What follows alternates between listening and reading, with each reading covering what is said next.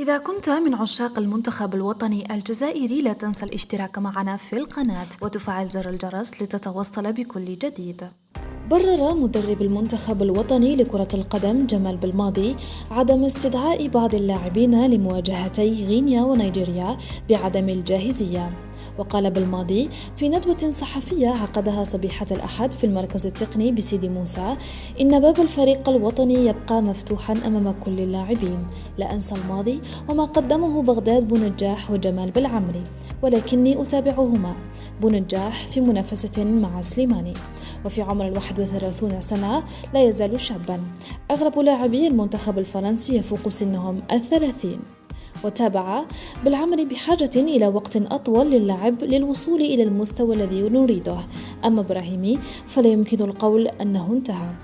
أريد معاينة لاعبين جدد أيضا في الفريق الوطني. وحسب المتحدث نفسه فإن مبولحي لا يتواجد في لياقة جيدة، سيما وأنه انتقل إلى فريق في الدرجة الثانية بالسعودية.